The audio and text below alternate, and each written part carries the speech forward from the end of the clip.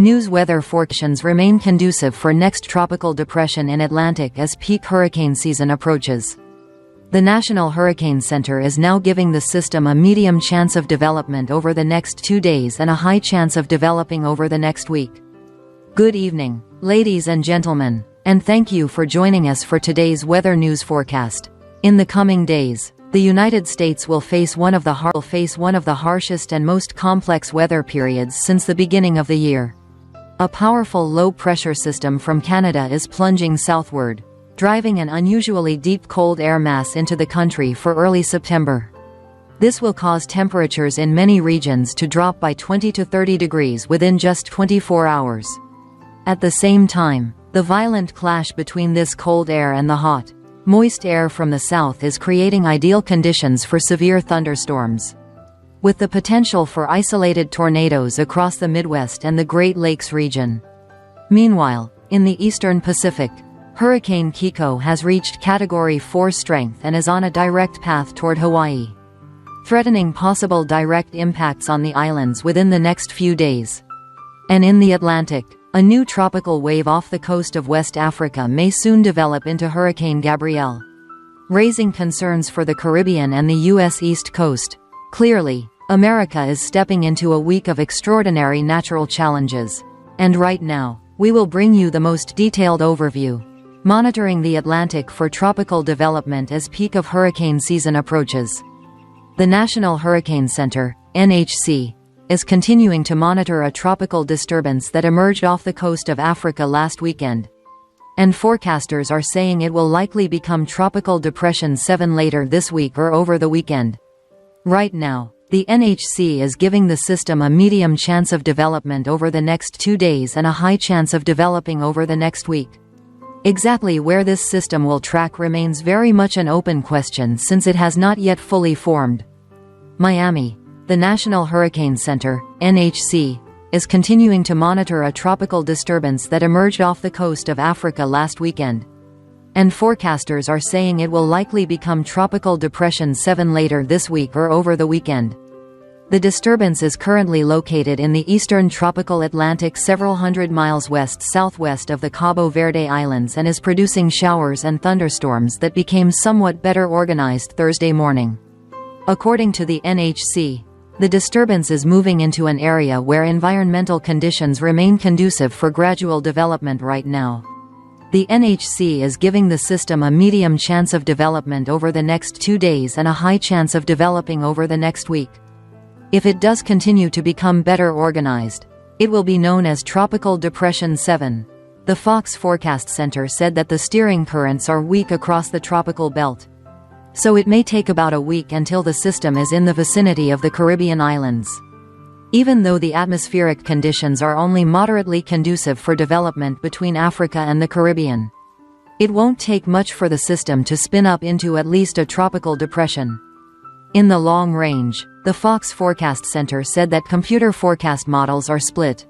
Let us begin with the situation across the U.S. mainland. A very powerful low-pressure system is currently sweeping through the Great Lakes after forming over Canada. This is a rare occurrence, as such systems typically do not push this far south so early in September. The system is dragging strong northwesterly winds, pulling Arctic air deep into the Midwest.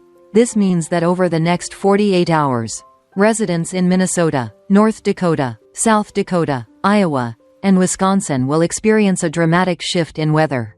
While this morning temperatures hovered between 60 degrees Fahrenheit and 70 degrees Fahrenheit, 15 to 21 degrees Celsius, by tomorrow, readings could plunge to around 40 degrees Fahrenheit, with some areas even touching freezing.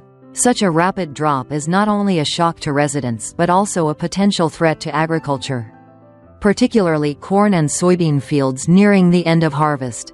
This early chill could even bring the season's first snowflakes. Northeastern Minnesota and northern Wisconsin have a chance of light snowfall by Saturday morning.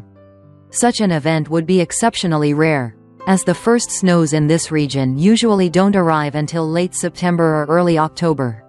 Should it occur, it would mark one of the earliest recorded snowfalls in Midwest history. Alongside the cold comes the risk of extreme weather. When the advancing cold air collides with warm, Moist air rising from the Gulf of Mexico. Strong instability develops in the atmosphere. The result: widespread severe storms over the next 2 days, from Arkansas and Kentucky stretching up toward New York. In the Midwest, forecasters warn of short-lived, weak tornadoes, particularly in Minnesota, Iowa, Nebraska, and South Dakota, though not as powerful as spring super tornadoes. These twisters can still damage property, uproot trees, and pose serious risks to life if residents are unprepared. Meteorologists are urging people in the affected areas to monitor alerts closely and have safety plans ready. Zooming in, today a band of storms will develop from Tennessee through Kentucky and spread into the mid-Atlantic. The main hazards are strong wind gusts and small hail, though isolated tornadoes cannot be ruled out. In New York, the strongest storms are expected between 3 and 6 p.m., bringing gusts up to 60 miles per hour, around 100 kilometers per hour. As night falls, the storms will weaken while moving into New England, though scattered showers may linger into the morning.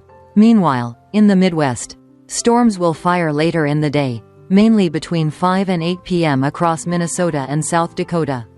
This window is considered the most dangerous, with the highest chance of tornado formation. Residents are strongly advised to remain alert and move to shelter quickly if warnings are issued. Temperature records are also expected to fall.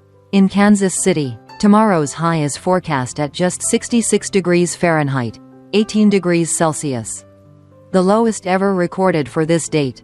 In Chicago, the high may reach only 59 degrees Fahrenheit, 15 degrees Celsius, something not seen in decades. This phenomenon, often called a false fall, delivers an early taste of autumn. However, it is short-lived. By mid-September, heat will likely return to the central and southern U.S. as a strong high-pressure ridge rebuilds. Still, the Northeast may hold onto its refreshing autumn air a bit longer. Meanwhile, tropical activity is also drawing global attention. In the eastern Pacific, Tropical Storm Lorena is moving toward Baja California, though it is no longer strengthening. Its leftover moisture could reach southern Texas by the weekend, providing much-needed rainfall to drought-stricken areas. Yet the spotlight remains on Hurricane Kiko, once a Category 4 storm with sustained winds of 140 miles per hour, 225 kilometers per hour. Kiko is heading directly for Hawaii, although it may weaken over cooler waters.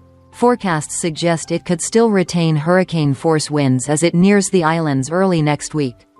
This means Hawaii could face damaging winds, dangerous surf, and torrential rains capable of flooding and landslides. Such direct threats are rare, as strong Pacific hurricanes seldom reach the islands.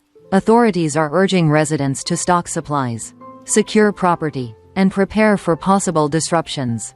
Across the Atlantic, a new tropical wave has emerged off the coast of West Africa. The National Hurricane Center gives it a 70% chance of developing into a tropical cyclone within the next 7 days. If named, it will become Tropical Storm Gabrielle. Forecast models diverge. Some indicate a westward track toward the warm waters of the Caribbean, where conditions could fuel further intensification. Others suggest it could curve northward into the open Atlantic and weaken, similar to Hurricane Erin earlier this season. Either way, the Caribbean and U.S. East Coast must remain on alert. With record warm ocean temperatures and weak wind shear, the environment is highly favorable for a strong storm to emerge. In summary, the next 7 to 10 days will test America's resilience against multiple weather hazards. The Midwest, Great Lakes, and Ohio Valley will endure an early, sharp cold blast with tornado risks. The Northeast will savor a taste of early fall. Southern states, especially Texas, may see relief rains from Lorena's remnants. Hawaii faces a rare and direct hurricane threat from Kiko. And the Atlantic Basin, quiet until now, could soon produce Gabrielle. Ladies and gentlemen, a week of dramatic weather lies ahead. From an unusually deep cold front to powerful tropical systems in both the Pacific and Atlantic. We will continue to provide you with the latest, most accurate updates so you can stay prepared and safe. Don't forget to subscribe and click the notification bell so you never miss a forecast. Thank you for watching, and we look forward to seeing you again in our next broadcast.